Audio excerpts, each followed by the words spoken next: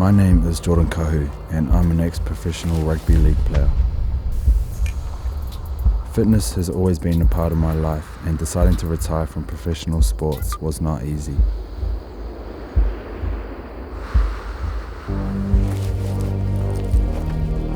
I've always believed in order to be physically fit, one must make the habit of exercising regularly.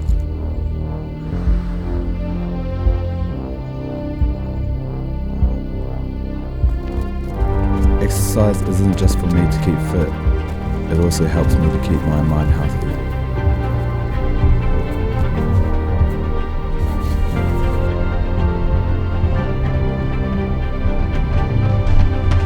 The first step to achieving your goal is to take a moment to respect your goal. Here he is!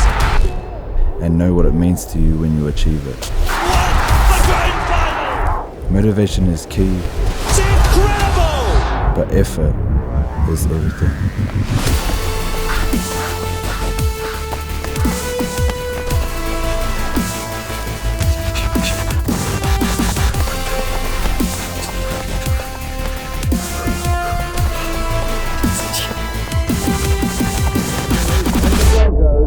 Jordan Kahu.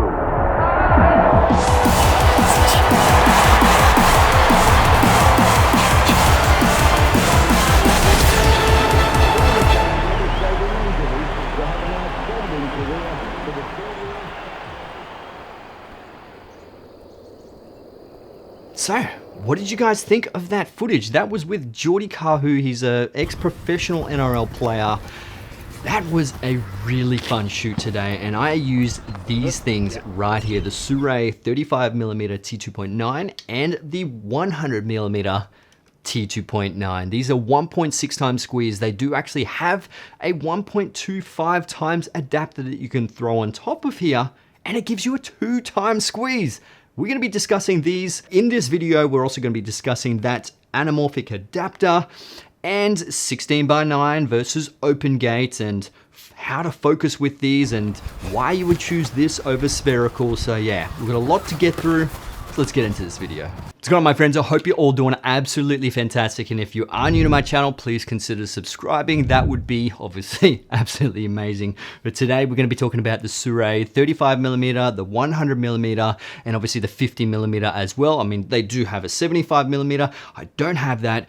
And we're going to be talking about that 1.25 times adapter. So yeah, obviously how that works with these lenses. Now, why would you choose an anamorphic lens over a spherical lens? Well, there are two big reasons why you would actually choose an anamorphic lens, and that is number one, aspect ratio. Aspect ratio is probably one of the main reasons why I love shooting this, because if you've ever seen those, letterbox bars at the top and bottom, this one, you don't actually have to use that because essentially it records it into the sensor, you de-squeeze it in post, and you've already got those extra bits. You've got those really low aspect ratio. And that is obviously a really big benefit if you are dropping it into a thinner aspect ratio timeline, because you're not going to be chopping off too much footage at the top and bottom. Plus, you're able to frame this in camera and know pretty much exactly where you're going to be chopping it off. You can actually set some guidelines. So if you do want to chop off bits on the sides, you can, create your 17:9. It depends on what actually you do. 2:1, 2.4:1.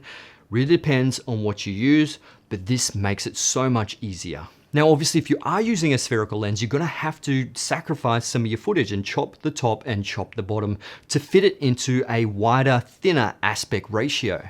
Now, the second reason is obviously the character. Now, character is incredibly important when it comes to professional shoots because, having those anamorphic flares adds a little bit of flair. That's no pun intended, but the bokeh quality is incredible because some cinematographers chase that nice oval bokeh. You do get that a lot with the 100mm. Sure, it's not the same as a 2 times squeeze, but if you do throw the 2 times squeeze, that adapter on top of this, the 1.25 times adapter, you will get much more oval bokeh, and that's probably what you're chasing. But obviously, you're gonna get much more wider aspect ratio.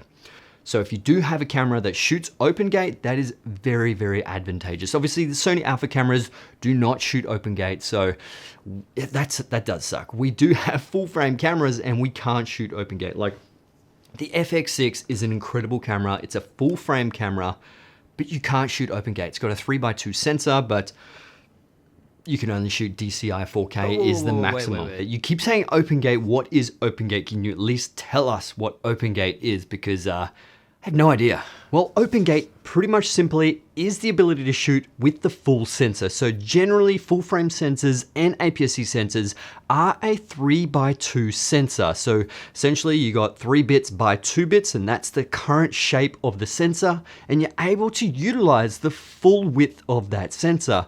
Generally, when it comes to shooting in video, it will crop in on that 3x2 sensor to a 16:9 ratio, or some sensors have the ability to shoot 17:9, which is your DCI 4K.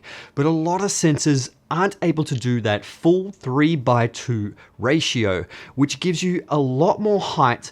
And when you throw anamorphic lenses on there, you have the ability to get just a little bit more out of your footage. Now, if you do shoot open gate, you're gonna get a different perspective and field of view because you're gonna have more at the top because it's recording more data at the top. But yeah, it really depends. It depends on the look you're going for.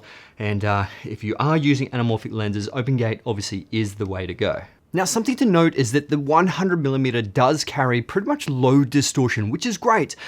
But when it comes to these kind of lenses and how they're actually made, at closest focusing distance, it's about a 1.5 times anamorphic squeeze. But then when you go to further away, it tends to be a 1.6 times squeeze, whereas the 35mm seems to be pretty consistent at closest focusing distance at a 1.6 times squeeze. And then obviously further away is a 1.6 times squeeze as well. But you can see there are some very classic anamorphic distortion on the 35mm, which personally, I actually really like. A lot of really high-end anamorphics will have that distortion on their wide-angle lenses. Trust me, I've spotted it in so many films when it comes to wide anamorphic lenses, and it is a very common choice for a lot of cinematographers and DPs, and I really like the 35mm. It's like, it's my favorite. It actually is my favorite. It's great. Now, let's discuss this 1.25 times adapter. You can see it here on the 35mm T2.9, and there is some vignetting, so it doesn't exactly fit on that 2 times adapter. Now, it does seem like you will have to punch in by 1.3 times clear image zoom if you do have it on your camera, or you may just have to crop it in post. Now, if you are shooting on a 16:9 sensor, you're most likely going to be cropping the sides anyway. But optimally, obviously, it's not amazing to have this vignetting on the side in case you do want to utilize that real estate. Now, you do have a very small amount of vignetting on the 50mm lens, but the 75 and the 100mm lens, it works perfectly fine. It's just that 35mm wide angle lens. Now, when it comes to the image quality and the sharpness of these lenses, Sirui, I don't know how they've done it, but they are really sharp wide open. It is not common for anamorphics to be so sharp wide open. Sure, it's a T2.9, but even very high-end anamorphics don't tend to be sharp wide open. A lot of cinematographers actually shoot, above T2.9, 4.5, 5.6. It is very common to see a lot of high-end productions to be shot very stopped down because they do want to show the production design. They do want to show the background. They don't want that blurry depth of field. Really depends on storytelling and what you actually want to be able to show the audience. If you want that really blurry depth of field, you're doing that pretty much for a reason. You're saying, hey, audience, check out this exact spot that I'm pointing the camera at. You can't see anything else but this spot. I think the 35mm is probably my favorite of this set. I just really love that wide aspect ratio, that really nice wide field of view, because 35mm isn't like your typical spherical 35. Gives you like maybe a 20 to 25 lens field of view. So it gives you a really wide field of view, but the bokeh quality of a 35mm, it's kind of hard to explain. Now, this one worked really well with Geordie when he was doing the icky shuffle on the ladders, when you go in and out. I actually set focus on this, and then I pretty much tried to keep the same distance from myself and him, and just was going backwards. And that's pretty much how you set focus with these things as well. And we got to talk about focus. Now, I did use a focus motor by Axoon.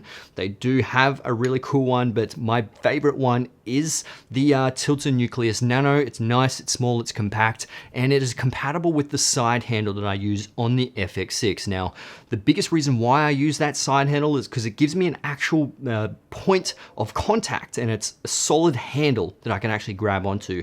When it's a little focusing motor thing and you're trying to attach it to the camera, you can't put any weight on there, and all your weight is on your right hand on the top handle. Now, if you are shooting with an easy rig, that's when things change, because obviously the weight is on the easy rig, which is what I did in a couple of the scenes. And you can use any kind of focus motor you want. It really depends. But the reason why I didn't use the easy rig when it came to the really high action stuff is that I wanted that grit. I wanted to make you guys feel like you're actually there. I wanted to give that energy in this film. And I do think that it gave the energy. It's easy rig makes it a little bit too steady, and yeah, that's why I used it at the start, because I did want that steady sort of movement and just move the camera with the actor. And yeah, I think it turned out really well. What do you guys think? Do you like it? So because we actually hired the track out for about 6 hours, you know, we had a little bit of spare time to wait for the sunset to go down. So I did actually invite a sprinter to come down, and she was absolutely incredible. She's getting back into professional sprinting. And yeah, I just wanted to test it. Obviously, Australian sun is ridiculously bad when it comes to like 12 o'clock or 1 o'clock in that midday. But I just wanted to challenge myself, test these lenses before the sun got lower, and you know, we could film Geordie's stuff. So here is her footage, and once we have a look at this footage, we'll obviously wrap up about the Sirui lenses.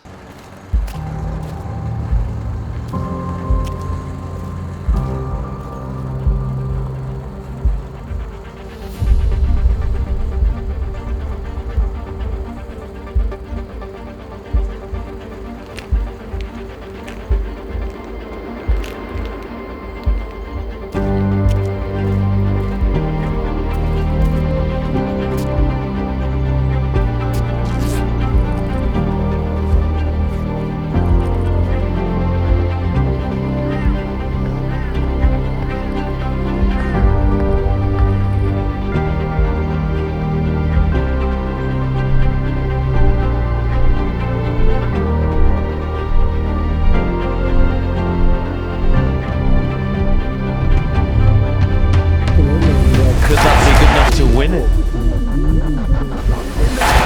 Nice.